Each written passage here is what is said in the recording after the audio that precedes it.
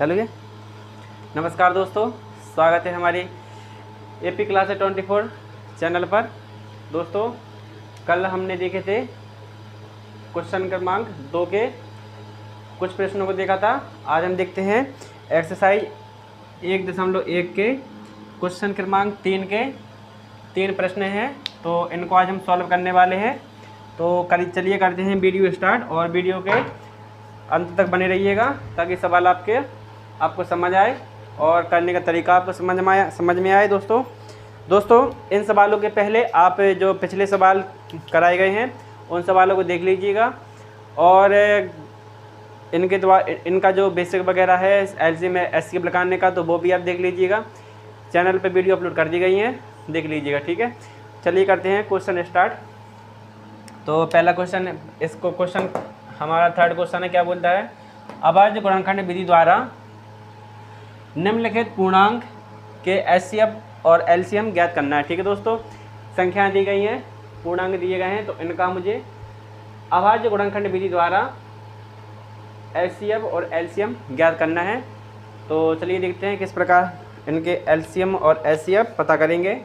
तो पहला question note करते हैं हम। 12, 15 और 21, 12, 15 एंड 21 का एचसीएफ एलसीएम फाइंड करना है। तो चलिए देखते हैं किस प्रकार इनका फाइंड करते हैं। दोस्तों, हमें क्वेश्चन में हिंट दिया गया कि अभाज्य गुणनखंड विधि द्वारा पता करना है। अभाज्य गुणनखंड विधि हम आपको पहले सिखा चुके हैं। कुछ इस प्रकार से इसके अभाज्य गुणनखंड निकाले जाते हैं। ठीक है दोस्तों, हमारे पास 3 संख्याएं, तो 3 बार लगाना पड़ेगा। तो 12 का लगा लेंगे पहले हम, फिर 15 के लगा लेंगे अभाज्य गुणनखंड, फिर 21 के लगा लेंगे। ठीक है दोस्तों, तो चलिए निकालते हैं। 12 के लगाने के लिए 2 से डिवाइड करेंगे उसको, 2 छक्के 12, 2 से फिर करेंगे 2 3 6, 3 से करेंगे अब 3 एकम 3। 15 का लगाते हैं, 15 को 3 से डिवाइड करेंगे, 5 15, 5 से करेंगे 5 एकम 5। इसका लगा लेंगे, इसको 3 से डिवाइड करेंगे, 3 7 21, 7 से करेंगे एक बार। इस प्रकार इनके अभाज्य गुणनखंड निकल के आएंगे दोस्तों। ठीक है, चलिए इनको रखते हैं अब। 12 के अभाज्य गुणनखंड कितने होंगे? 2 गुणा 2 गुणा 3, और 15 के कितने होंगे? 3 गुणा 5, और 21 के 3 गुणा 7। ठीक है दोस्तों, तो दोस्तों इनका गुणनखंड जो हमने निकाला है इनको चेक भी कर सकते हैं। तो इन सभी संख्याओं का गुणा करने पर इतना आना चाहिए, इन सभी संख्याओं को गुणा करने पर इतना आना चाहिए। जैसे 7 गुणा 3, 7 3 आई 21, यानी 21 के बराबर हो रहा है। 5 3 15, 15 के बराबर हो रहा है जी वाला। 3 दूनी 6, 6 दूनी 12, 12 के बराबर होता है। इस प्रकार इनको चेक भी कर सकते हैं कि हमारे गुणनखंड जो निकले हैं गलत हैं या सही है दोस्तों। ठीक है, तो अब इससे निकालते हैं हम एचसीएफ एंड एलसीएम। ठीक है दोस्तों, तो देखते हैं किस प्रकार निकालते हैं। दोस्तों, हमने आपको बताया था पिछली क्लासों में एचसीएफ वही संख्या होती है जो दिए गए पूर्णांक को गुणनखंडों में कॉमन लेके ले, क्या कॉमन हो, उभयनिष्ठ हो, सेम हो, एक जैसी हो। ठीक है, तो देखते हैं इसमें 3 3 3, तो 3 हमारा तीनों में कॉमन मिल रहा है, और हमारा कोई भी नंबर तीनों में कॉमन नहीं है। 3 हमारा ओनली क्या होगा? एचसीएफ होगा दोस्तों। ठीक है, 3 हमारा तीनों में कॉमन हो रहा है, ये देखिए दोस्तों। तो यानी कि 3 हमारा क्या रहेगा? इसका एचसीएफ रहने वाला। ठीक है दोस्तों, अगला देखते हैं एलसीएम। एलसीएम को दोस्तों जो कॉमन होता है उसको एक बार लिखते हैं। कॉमन क्या था हमारे पास? 3 था। पहले 2 कितने बार है हमारे पास? 2 बार। 2 बार लिखेंगे, 2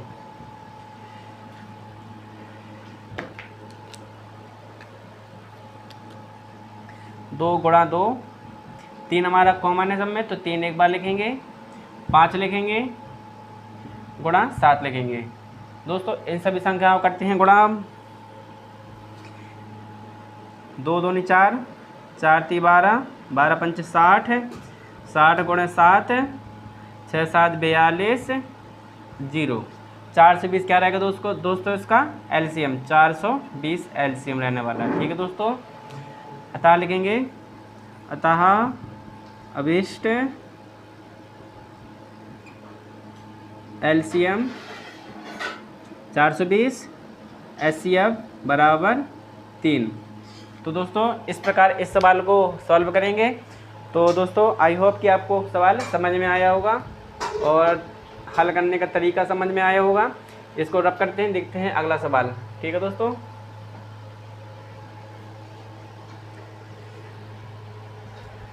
दोस्तों, इन सवालों को आप वीडियो के माध्यम से एक बार देखिए और एक बार सवाल स्वयं से नोट करके सॉल्व करने की कोशिश करें, ताकि आपको इसका सॉल्व करने का नियम और विधि आपको रट जाए या समझ में आ जाए अच्छी तरीके से।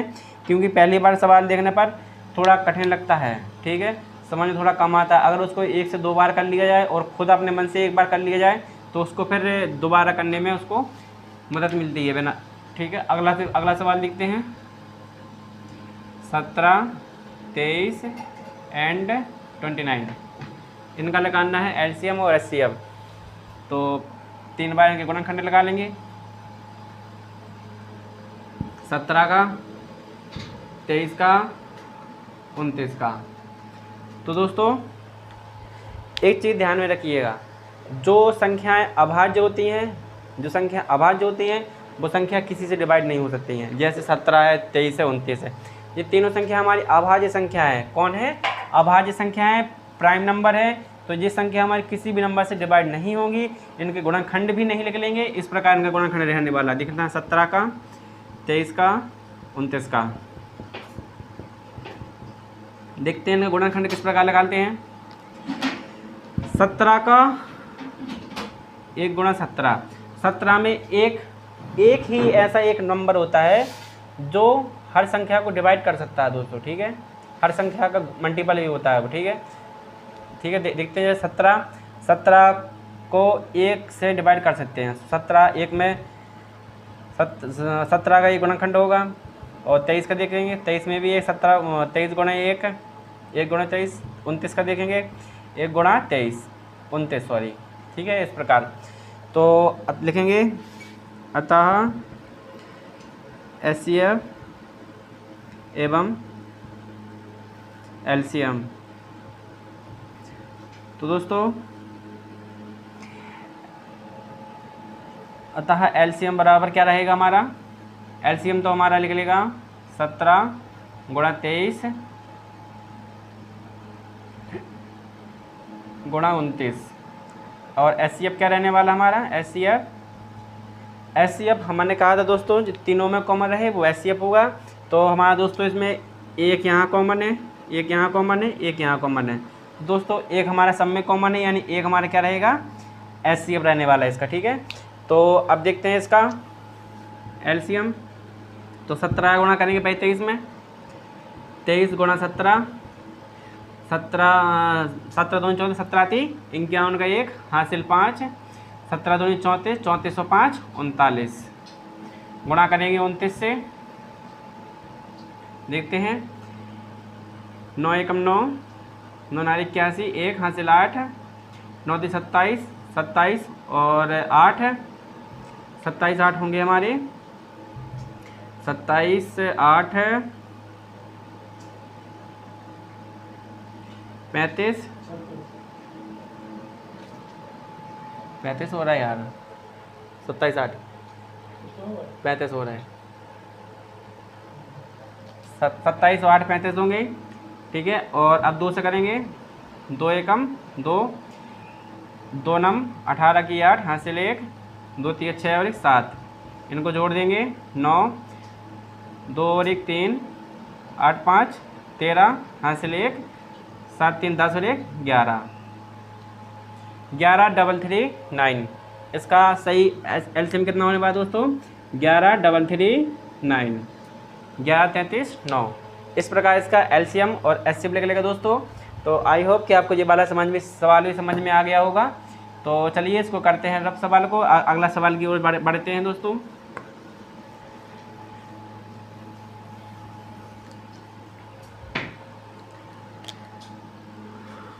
थर्ड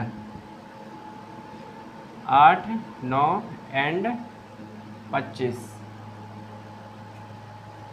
तो दोस्तों इन सवालों के, इन नंबरों के क्या लगाना है हमको, एलसीएम और एचसीएफ लगाना है अभाज्य गुणनखंड विधि से। चलिए देखते हैं किस प्रकार लगा लेंगे। इसको यहाँ मिटा देते हैं। तो पहला नंबर है हमारे पास 8, दूसरा 9, तीसरा 25। इनको लगा लेंगे अभाज्य गुणनखंड से, इनके फैक्टर लगा लेंगे। दिखते हैं 8 को 2 से करेंगे, 2 चौके 8, 2 से करेंगे 2 दूनी 4, 2 से करेंगे 2 एकम 2, 3 से करेंगे इसको 3 त्रिका 9, 3 से फिर करेंगे 3 एकम 3, 5 से करेंगे 5 एकम 25, 5 से फिर करेंगे 5 एकम 5। इस प्रकार से, ठीक है दोस्तों। तो 8 के गुणनखंड कितने लिख लेंगे, 2 गुणा 2 गुणा 2, 3 9 का 3 गुणा 3 25 का 5 गुणा 5। इस प्रकार से दोस्तों, ठीक है। तो अब लिखेंगे अतः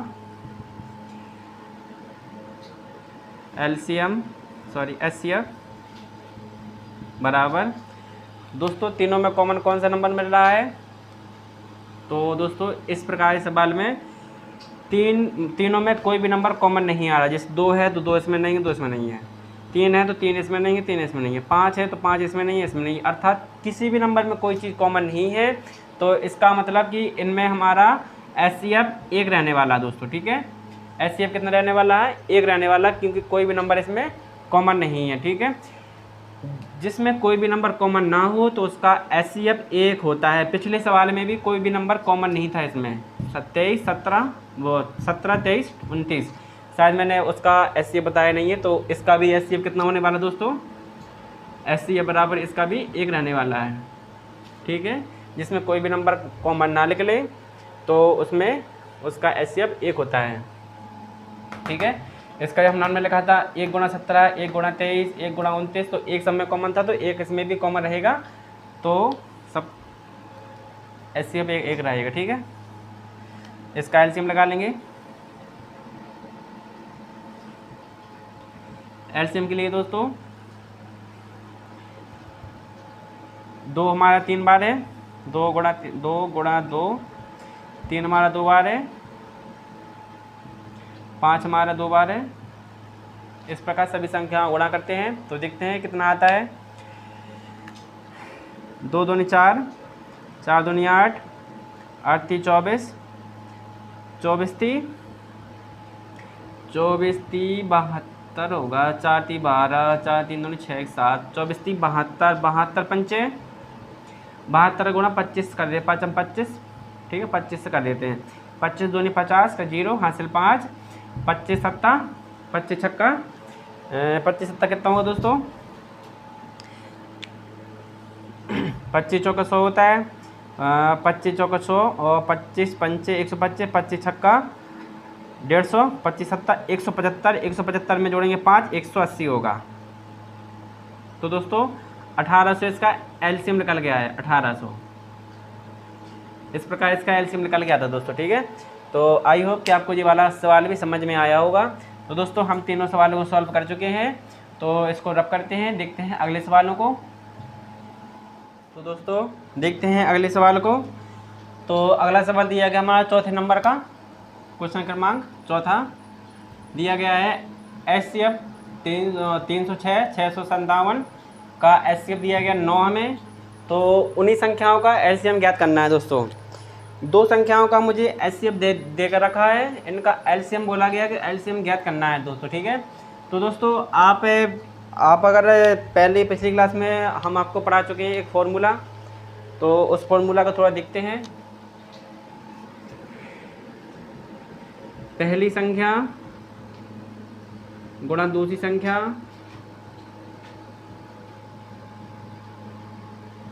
बराबर एचसीएफ गुणा एलसीएम। दोस्तों इस प्रकार का फॉर्मूला हम आपको पहले पढ़ा चुके हैं। इस वाले फॉर्मूले से ये वाला सवाल सॉल्व होगा, ठीक है। तो देखते हैं किस प्रकार सॉल्व करेंगे ये वाला सवाल।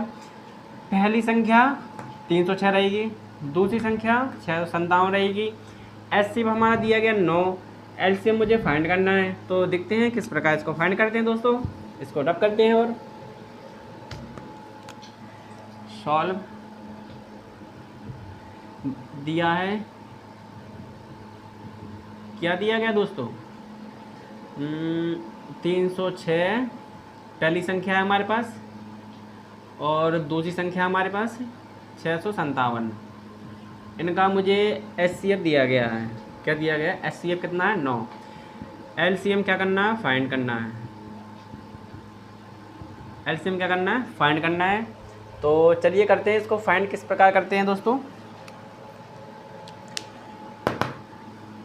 इसके लिए पहले एक फॉर्मूला लिखते हैं। पहली संख्या गुणा दूसरी संख्या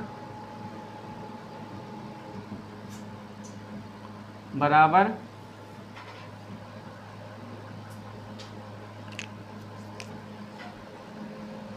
HCF गुणा LCM। ठीक है दोस्तों, इस प्रकार से फॉर्मूला रहेगा। दोस्तों जब भी आप सवाल लगाया करें और फॉर्मूला यदि लिखते हैं तो उसको एक रेक्टेंगुलर डब्बे में इस प्रकार से स्केल से अच्छा थोड़ा बंद कर दिया करें, ताकि ये ना जो एग्जामिनर होता है, चेक करने वाला कॉपी जो चेक करता है, वो आपको सवाल को बाद में देखेगा, सबसे पहले फॉर्मूला देखेगा। अगर फॉर्मूला आपका सही होगा तो सवाल आपका सही हो ही जाएगा, क्योंकि ना फॉर्मूले की बेस पे ही सवाल सॉल्व होता है। तो फॉर्मूला सही लिखना, इस प्रकार से थोड़ा डब्बे के अंदर थोड़ा हिंट करके रखना कि फॉर्मूला इस प्रकार है। ठीक है, तो इस वाले फॉर्मूला के हिसाब से हम सवाल को सॉल्व करेंगे। पहली संख्या 306, दूसरी संख्या 657 बराबर HCF कितना हमारे पास? 9 गुणा LCM फाइंड करना है। दोस्तों हमने इस वाले फॉर्मूला में जो इसकी वैल्यू थी वो रख दी गई हैं। 306 हमारे पास पहली संख्या थी, दूसरी संख्या हमारी 657 थी, इसका HCF 9 था, LCM मुझे फाइंड करना है। इस प्रकार हमने फॉर्मूला में वैल्यू रख दी गई है। तो देखते हैं, इसका मल्टीप्लाई करते हैं, डिवाइड करते हैं। तो LCM को हम इधर रख लेते हैं। LCM 306 मल्टीप्लाई बाई 657, इसको इसके नीचे भेज देते हैं 9 को अपॉन में, जो उस साइड संख्या मल्टीप्लाई में रहती है इस साइड आकर डिवाइड में चली जाती है। कहाँ जाती है? भाग में जाती है। इसका 9 का इसमें भाग लगाएंगे तो ये वाली संख्या हमारी 9 से डिवाइड होती है। 3 और 6 9, तो 9 सभी संख्याओं का योग में 9 का भाग जाना चाहिए। ठीक है, तो 3 और 6 9 में भाग जा रहा है, यानी 306 हमारी 9 से डिवाइड होती है। ये वाली होती है, देखते हैं। 7 5 12, 12 6 18, तो ये भी हमारी 9 से डिवाइड होती है। तो दो में से किसी एक नंबर को डिवाइड करके देख लेते हैं। तो इसको देखते हैं डिवाइड करके।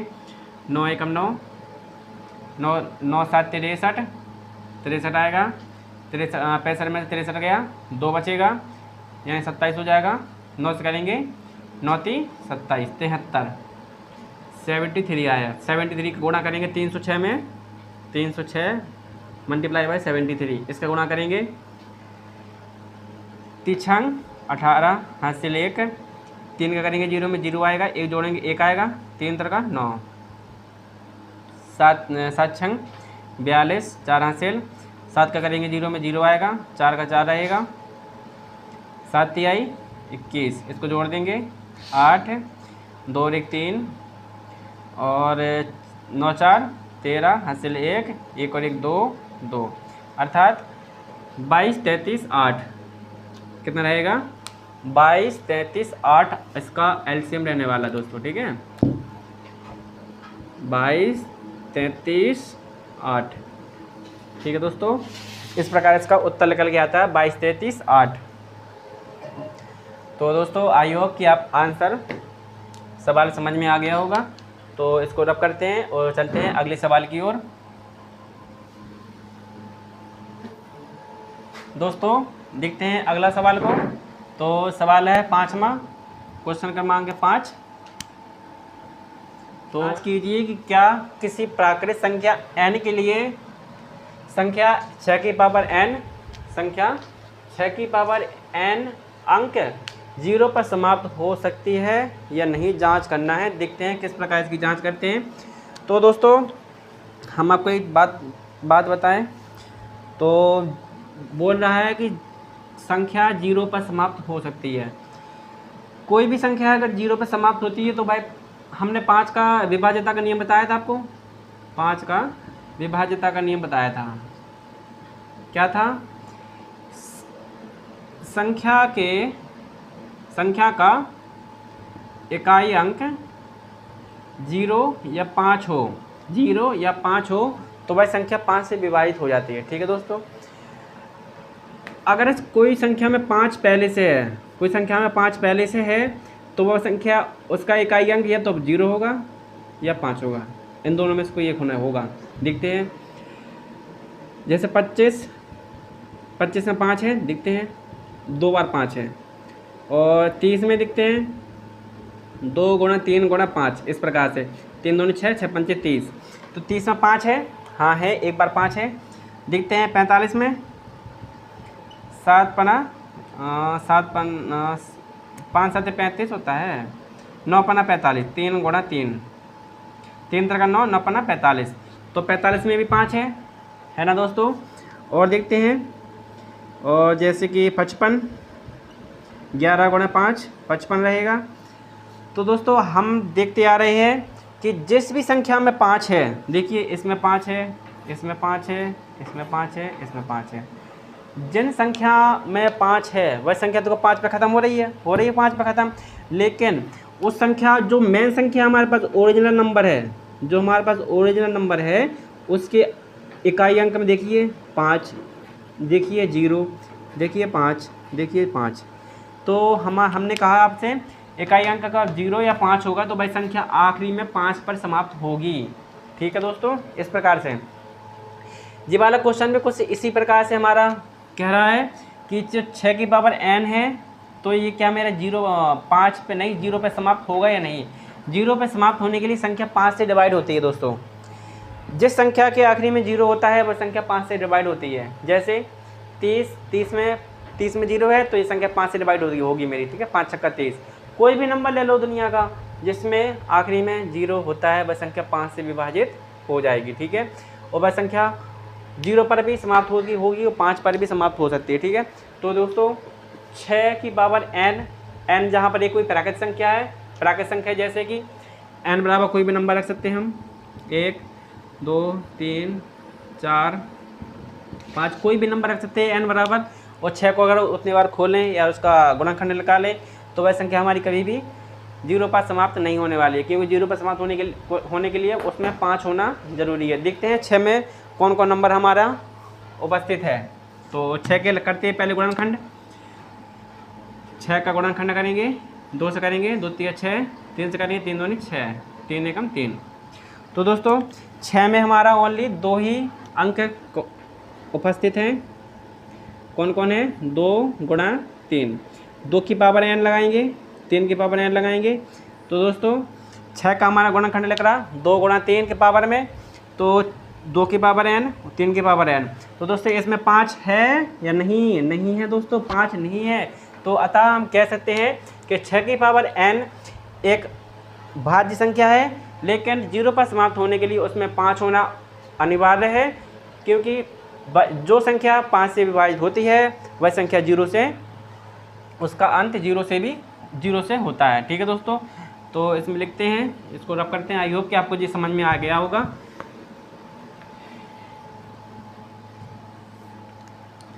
हम जानते हैं सॉल्व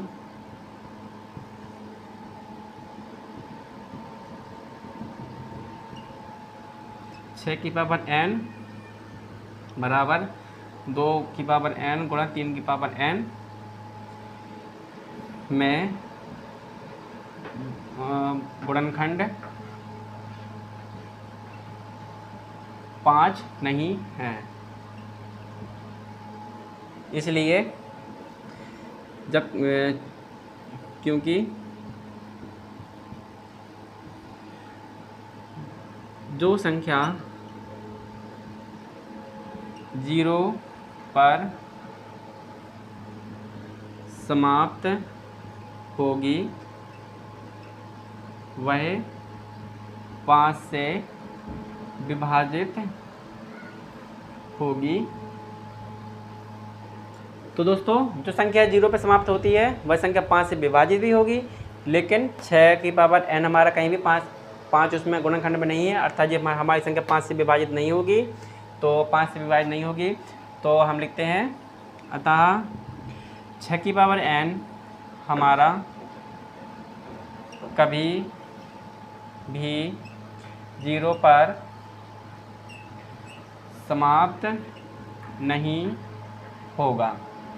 इस प्रकार दोस्तों आप इसका आंसर लिख सकते हैं। तो दोस्तों आई होप कि आपको आंसर समझ में आ गया होगा। किसी भी प्रकार का डाउट होने पर आप दोस्तों कमेंट कीजिएगा ताकि आपको और अच्छे तरीके से समझाया जाएगा। तो आई होप कि आपको समझ में आ गया होगा। इसको रब करते हैं, देखते हैं अगले सवाल को।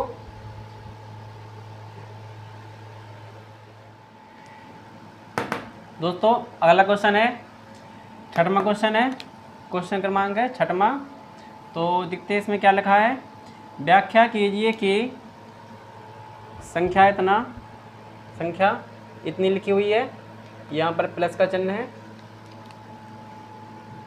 इस प्रकार से, और संख्या इतनी लिखी हुई है 7 गुणा 6 गुणा 5 गुणा 4 गुणा 3 गुणा 2 गुणा 1 गुणा प्लस 5 भाज्य संख्याएं क्यों हैं। दोस्तों हमको चेक करना है संख्या भाज्य क्यों है। भाज्य यानी होता है वह संख्या जो किसी न किसी नंबर से कटे और उसका जो संख्या जो कटने वाले के जो फैक्टर जो संख्याएं होती है जिससे कटती हैं वो 2 से अधिक होना चाहिए। कितना होना चाहिए? 2 से अधिक होना चाहिए। जैसे कि 4 हमारा 2 से कटेगा, 1 से कटेगा, 4 और 4 से भी कटेगा।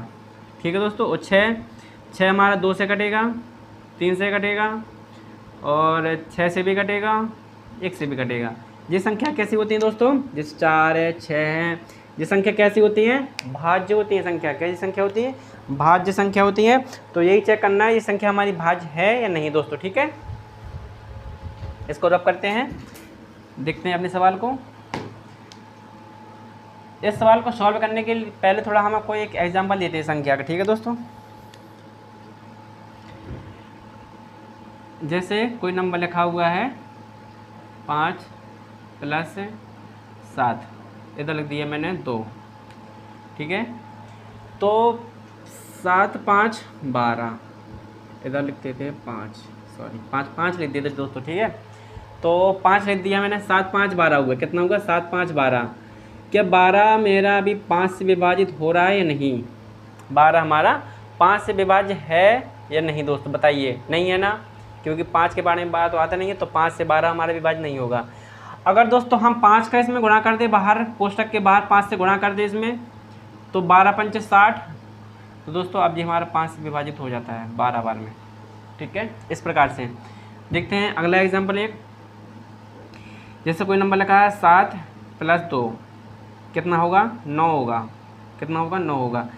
क्या ये संख्या मेरी अभी 11 से विभाजित है? नहीं है, क्योंकि 9 बहुत छोटा है, 11 से भी छोटा है, तो 9 हमारे 11 से विभाजित नहीं होगा। ठीक है, तो 9 को 11 से विभाज्य करने के लिए क्या करना पड़ेगा? 9 से 11 से गुणा करना पड़ेगा। इस प्रकार से 11 नंबर 99, तो अब हमारा 99 11 से विभाजित हो जाएगा दोस्तों। ठीक है, तो इसको रब करते हैं। आई होप कि आपको ये समझ में आया हो, क्योंकि ये वाला सवाल इसी पर आधारित है। तो सवाल को सरल करने के लिए हमने आपको जो 2 एग्जाम्पल दिए, तो सवाल थोड़ा इजी होगा। देखते हैं, दिया है हल सॉल्व लिखेंगे। दिया है गिवेनस क्या दिया गया? 7 × 11 × 13 + 13, इस प्रकार से दिया गया। ठीक है, तो दोस्तों हमने आपको एक चीज़ सिखाई थी एक वीडियो में, बेसिक में, जो बेसिक मैथ का बेसिक था इस चैप्टर का। तो मैंने बताया था कॉमन लेना सिखाया था आपको। क्या सिखाया था? कॉमन लेना सिखाया था। कोई नंबर दिए जाएंगे तो उसमें से संख्याएं किस प्रकार कॉमन ली जाती हैं।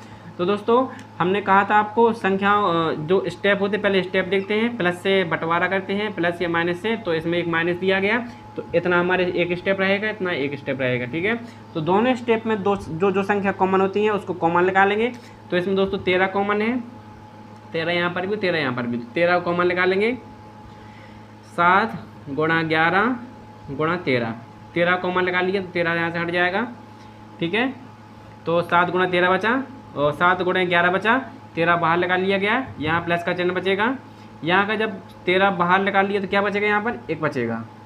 ठीक है, तो दोस्तों हमने आपको सिखाया था इन संख्याओं को गुणा करेंगे 7 का करेंगे 11 में तो 77 आएगा, प्लस का 1 करेंगे कितना होगा 78 होगा। कितना होगा दोस्तों 78 होगा, है ना दोस्तों। तो दोस्तों 78 हम अभी कह सकते हैं कि 13 से विभाजित है या नहीं है, मुझे नहीं पता, लेकिन 13 से विभाजित करने के लिए हम 13 का इसमें गुणा करेंगे। क्या करेंगे गुणा करेंगे, ठीक है। तो यानी कि 13 गुणा 78 इसका सही आंसर होगा, क्योंकि जिस संख्या हमारी 13 से विभाजित होती है तो इस प्रकार इसको सवाल को लिखेंगे। देखते हैं अगली संख्याओं को, इसको यहाँ पर नोट कर लीजिएगा, इस प्रकार इसको मत बनाइएगा, अच्छा नहीं लगेगा, समझाने के लिए मैंने बताया आपको दोस्तों। अगला देखते हैं 7 गुणा 6 गुणा 5 गुणा 4 गुणा 3 गुणा 2 गुणा 1 प्लस 5, इस प्रकार से। तो दोस्तों मैंने कहा था जहाँ पर प्लस होता है वहाँ से संख्याओं को बंटवारा करते हैं, एक स्टेप दूसरे स्टेप, तो दोनों स्टेप में जो नंबर कॉमन होता है उसको कॉमन निकालेंगे। जैसे 5 हमारे यहाँ पर है, 5 यहाँ पर, 5 कॉमन निकालेंगे, अंदर क्या बचेगा 7 गुणा 6 गुणा 5 तो बाहर निकल गया, 4 बचेगा, गुणा 3 बचेगा, गुणा 2 बचेगा, गुणा 1 बचेगा, ठीक है। यहाँ लगाएंगे प्लस का चिन्ह, 5 निकल गया, कितना बचेगा 1, ठीक है दोस्तों। इनका करेंगे गुणा, देखते हैं 2 3 6 6 चौके 24 24 छक्का 6 चौके 24 4 2 हासिल 6 दूनी 12 और 2 14 144 में 7 से करेंगे गुणा, 7 चौको 28 हासिल 2 7 चौको 28 और 2 30 हासिल 3 7 एकम 7 3 10 1008 कितना है दोस्तों 1008 इसका क्या निकला मल्टीप्लाई आया, और प्लस करेंगे 1, ये वाला प्लस करेंगे ना इस प्रकार से, बाहर कितना रहेगा दोस्तों हमारा 5, इस प्रकार से, ठीक है। तो 1008 में 1 जोड़ेंगे 1009 हो जाएगा, और मल्टीप्लाई बाई 5, इस प्रकार से। तो दोस्तों जो 1009 है हमारा ये 5 से विभाजित नहीं होगा ना, और 5 का हमने बाहर गुणा किया है तो 5 से ये विभाजित हो जाएगा, अर्थात यदि हमारी भाज्य संख्या कहलाएगी दोस्तों। इस प्रकार दोस्तों हमारी दोनों भाज्य संख्याएं कहलाएंगी। तो हम लिख सकते हैं दी गई संख्याएं या दी गए पूर्णांक हमारे भाज्य हैं। तो दोस्तों इसको रब करते हैं और देखते हैं अगले सवाल को। तो देखते हैं अगले क्वेश्चन को, क्वेश्चन क्रमांक 7वां और प्रश्नावली एक्सरसाइज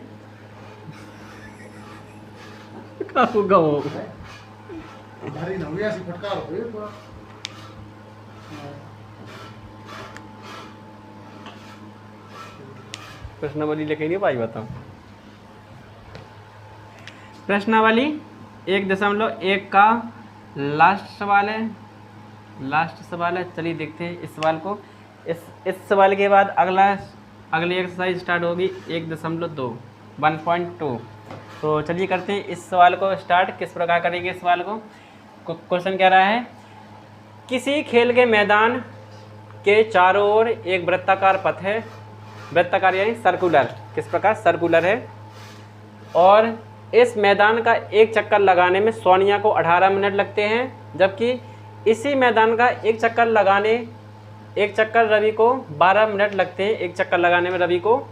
और अगला लिखा है मान लीजिए वे दोनों एक ही स्थान और एक ही समय पर चलना प्रारंभ करके एक ही दिशा में चलते हैं, और कितने समय बाद वे पुनः आरंभिक स्थान पर या प्रारंभिक स्थान पर मिलेंगे। इस प्रकार दोस्तों कोई एक वृत्ताकार खेल का मैदान है सर्कुलर, ठीक है। तो एक रवि नाम का लड़का है, एक लड़की है सोनिया, जो दोनों चक्कर लगाते हैं किसी इस वाले सर्कल का। तो रवि यहाँ से स्टार्ट होता है और सोनिया यहाँ से स्टार्ट होती है। तो सोनिया को एक चक्कर लगाने में लगते हैं 18 मिनट।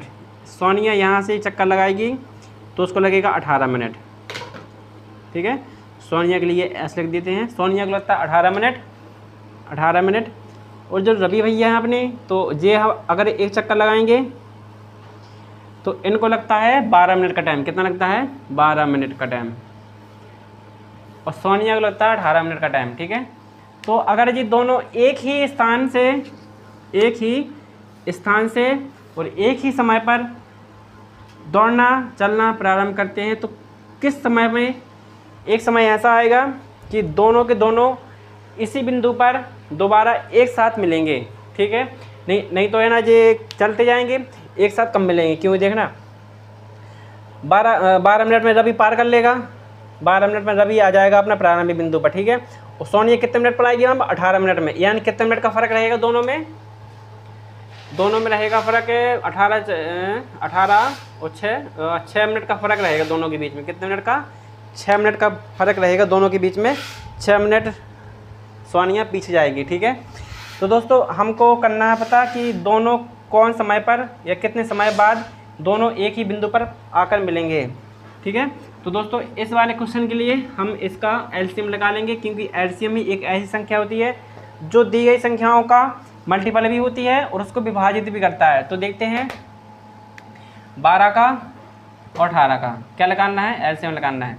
कौन सी विधि से लगा लेंगे, अभाज्य गुणनखंड विधि से। ठीक है, तो 12 का गुणनखंड को किस प्रकार लिखेंगे, 2 गुणा 2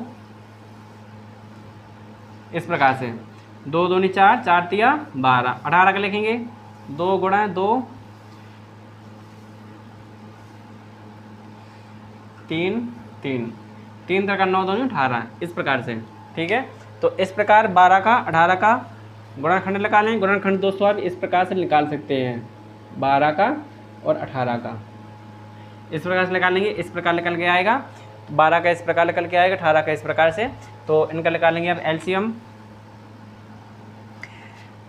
2 दोनों में था, एक बार लिख लिया, 2 एक बार और है, एक बार लिखेंगे। 3 दोनों में है, एक बार लिखेंगे। 3 एक्स्ट्रा है, एक बार लिखेंगे। इनका गुणा कर देंगे बस, 2 दूनी 4, 4 ती 12, 12 ती 36 दोस्तों, अर्थात 36 मिनट बाद ये दोनों एक ही बिंदु पर या कहें प्रारंभिक बिंदु पर दोनों एक ही साथ मिलेंगे। तो आई होप कि सवाल आपको समझ में आ गया होगा। यहाँ पर लिख सकते हैं, अतः रवि और सोनिया 36 मिनट बाद पुनः अपने प्रारंभिक स्थान पर एक ही समय पर मिलेंगे दोस्तों। ठीक है, तो दोस्तों सवाल हमारा यही समाप्त होता है। आई होप कि आपको सवाल समझ में आ गया होगा। तो दोस्तों कैसी लगी आज की क्लास आपको कमेंट में ज़रूर बताइएगा। और दोस्तों इसके बाद हम लेकर आएंगे 1.2 के सवाल, और इसके पहले जो इसका 1.2 के जो फॉर्मूला वगैरह हैं, बेसिक वगैरह है, वो आपको पढ़ाया जाएगा। तो दोस्तों आप क्लास कंटिन्यू करते रहिए, ताकि अब जो एनुअल एग्ज़ाम होते हैं उसमें आप अच्छे से अच्छा स्कोर कर पाएँ। और दोस्तों इस बार आप लोगों को 75 प्लस स्कोरिंग करना है, 75 से कम नहीं होना चाहिए दोस्तों इस बार तो। ठीक है दोस्तों, तो पूरी मेहनत करेंगे अब साथ में लगा दोनों सब लोग।